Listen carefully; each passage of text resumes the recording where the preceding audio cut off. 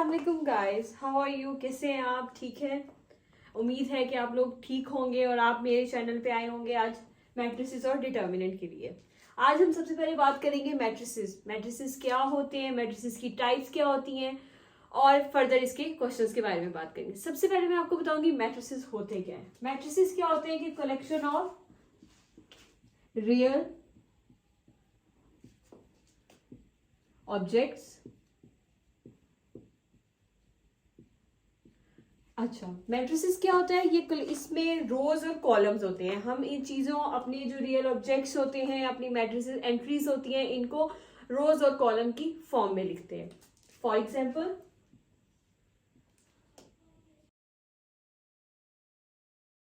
अब यहाँ पे ये वाली, इसको हम बात करेंगे, इसको कहेंगे हम रो, इसको हम कहेंगे कॉलम।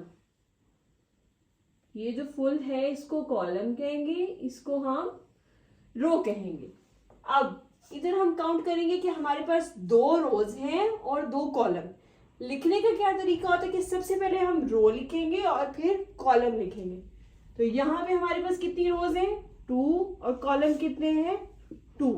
2 क्रॉस 2 ये लिखने का पैटर्न होता है। पहले हमने मैट्रिसेस के बारे में बात की थी कि मैट्रिसेस क्या कैसे लिखते हैं, उसका स्ट्रक्चर क्या होता है, ठीक है। अब उसकी कुछ फर्दर टाइप्स हैं, हम उसके बारे में बात करेंगे। सबसे पहले हम बात करेंगे रो मैट्रिक्स। रो मैट्रिक्स क्या होता है? रो मैट्रिक्स ऐसे होता है कि जिसमें जो रो एलिमेंट, रो एंट्री है, रो कॉलम है, जो रो है वो 1 होगी। कॉलम की तादाद बढ़ सकती है लेकिन रो की जो तादाद है वो 1 होगी। जैसे कि हम लिख सकते हैं यहाँ पे 1 2।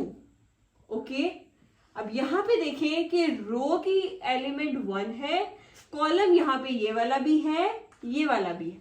अब इसको मैं अगर आपको कहूं कि इसका आप ऑर्डर लिख के दिखाएं यहाँ पे, तो ऑर्डर है इसका 1 क्रॉस 2।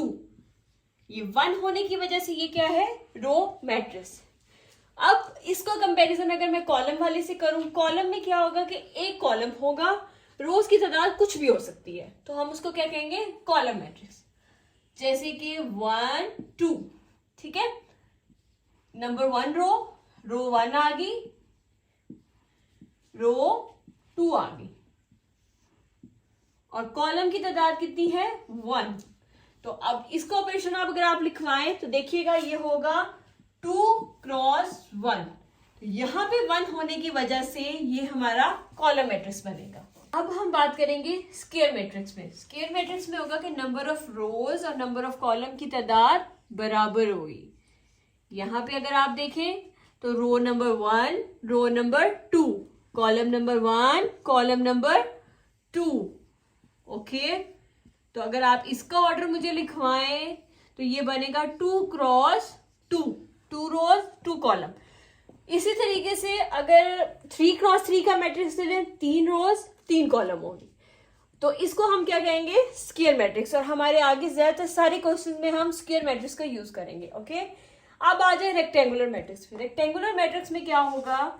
जैसे कि हमने ले 2 3 4 5 6 7। अब इसमें रोज कितनी है? नंबर 1 रो, नंबर 2 रो। 2 लिख दिया मैंने। अब कॉलम बताएं 1 2 एंड 3, 2 क्रॉस 3। तो यहाँ पे क्या है?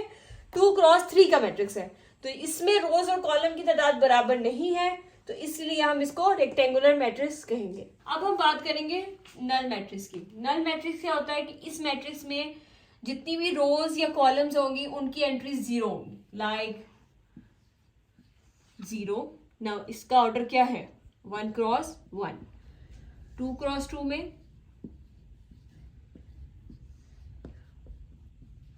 लाइक 3 क्रॉस 3 में,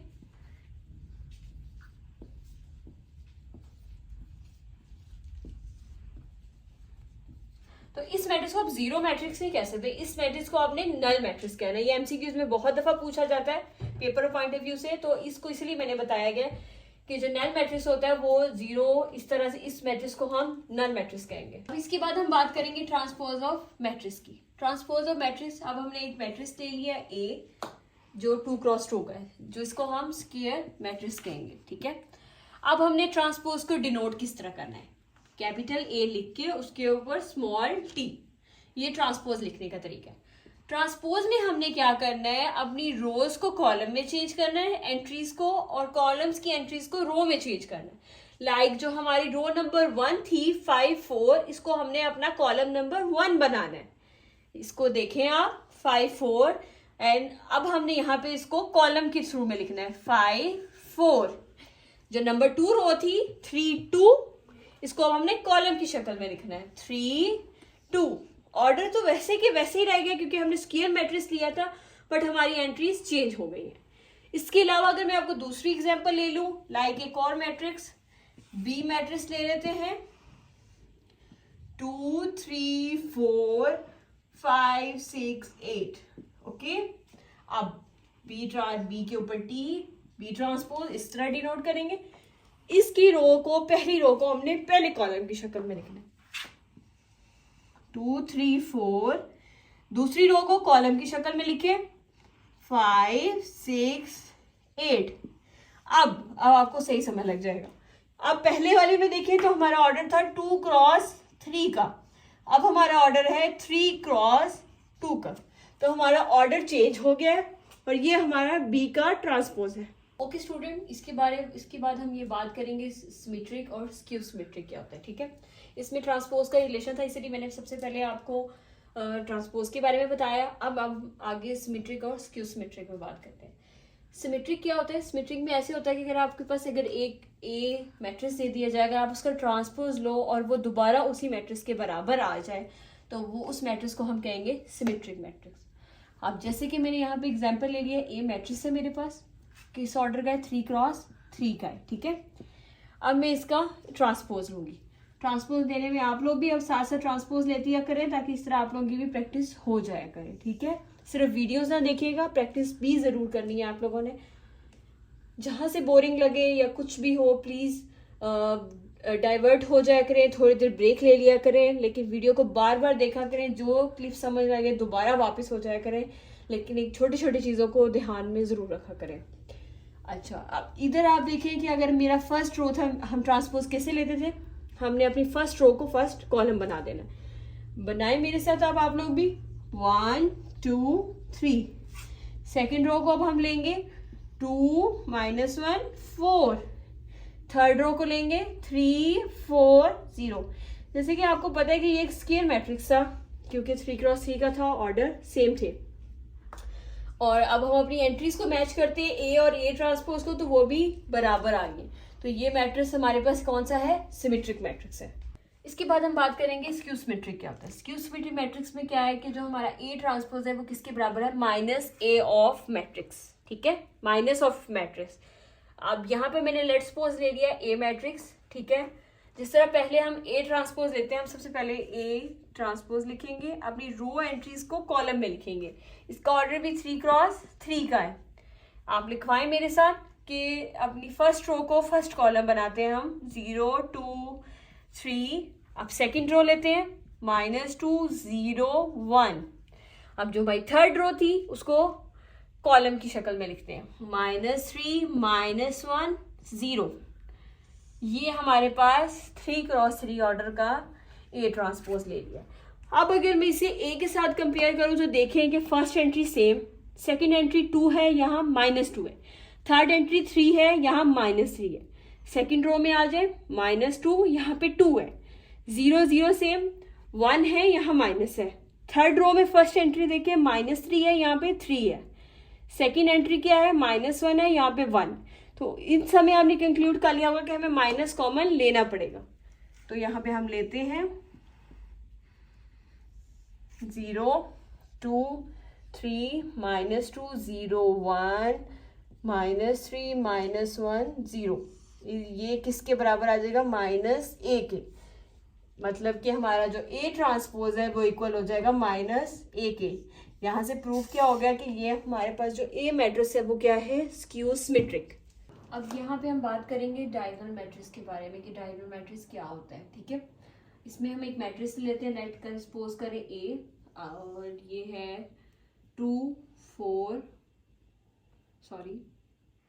0 0 5।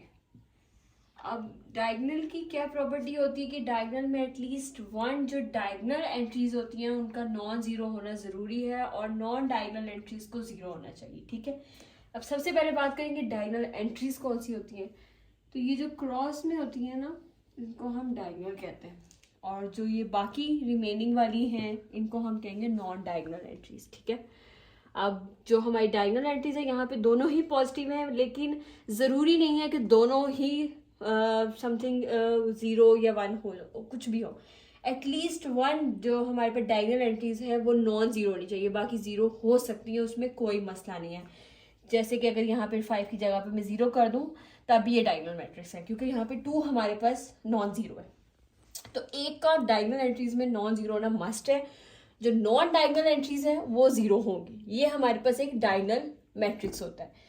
और दूसरी बात ये कि जो डायगोनल मैट्रिक्स होता है वो स्क्वायर मैट्रिक्स का होता है, लाइक 2x2, 3x3, 4x4, इन सबको हम डायगोनल मैट्रिक्स कहते हैं। जैसे कि अगर मैं एक और एग्जांपल ले लेती हूँ 3x3 की, ओके।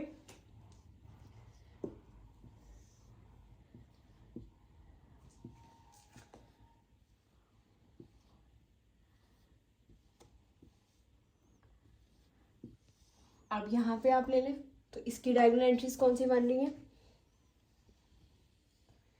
बाकी ये सारी ये है डायगोनल एंट्रीज।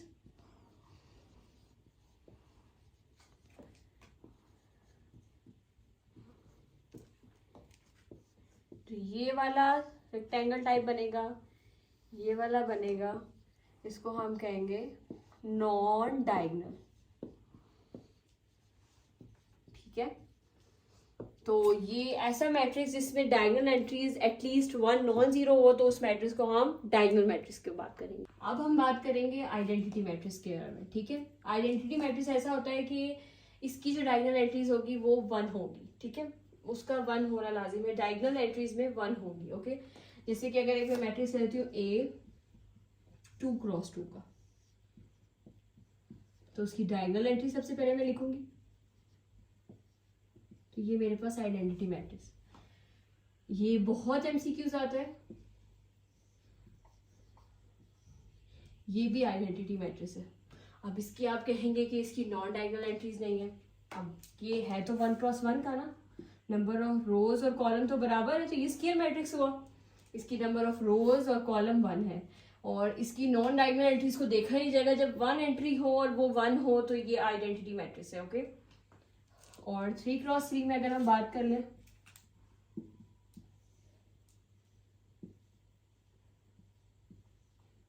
ये मैं अब 3x3 का ले रही हूँ, इसकी भी डायगोनल एंट्रीज को करें मार्क, तो ये 1 है, तो इसको भी हम आइडेंटिटी मैट्रिक्स लेंगे। ओके गाइस, इस लेक्चर में हमने मैट्रिसेस के बारे में पढ़ा, मैट्रिसेस क्या होते हैं, फिर उसकी टाइप्स के बारे में डिस्कस किया। टाइप में हमने row, column, square matrix, diagonal matrix और ट्रांसपोज ऑफ मैट्रिक्स, उसकी दोनों टाइप्स, सिमेट्रिक, स्क्यू सिमेट्रिक, उसके केसेस, ये सब को किया। ये मेनली तो आई थिंक सो आप लोगों को एक मैट्रिक्स और मैट्रिसेस के नॉलेज देने के लिए वीडियो थी, ताकि आप डिटेल से बेसिक 0 स्टेप से आप मैट्रिसेस के बारे में जान लें, क्योंकि मैट्रिसेस का आगे बहुत रोल है। मैथ्स में मैट्रिसेस बहुत इंपॉर्टेंट रोल प्ले करता है, तो मैट्रिसेस की आपको इस तरह की स्मॉल इन्फॉर्मेशन होना लाजिम थी। लेकिन इसमें जैसे कि अब हमने square matrix, rectangular matrix, transpose of matrix, skew, symmetric, ये सब डिटेल टॉपिक थे। ये एमसीक्यूज पॉइंट ऑफ व्यू से बहुत ज़्यादा आ जाते हैं, शॉर्ट क्वेश्चन, इनकी डेफिनेशंस आप लाजमी तैयार करिएगा। इनका आना बहुत दफ़ा क्वेश्चन एग्जाम में पूछी जाती हैं। आइडेंटिटी मैट्रिक्स, नल मैट्रिक्स, इनके एमसीक्यूज बहुत दफ़ा आते हैं, तो इनको ध्यान में रखिएगा। और बाकी इंशाल्लाह आगे आइंदा वाली वीडियोस में हम इनके बारे में ज़्यादा पढ़ेंगे। नेक्स्ट वीडियो में हम ट्रांसपोज के बारे में बात करेंगे, इनवर्स ऑफ मैट्रिक्स लेने के बारे में बात करेंगे। सो अल्लाह हाफिज़, थैंक यू सो मच।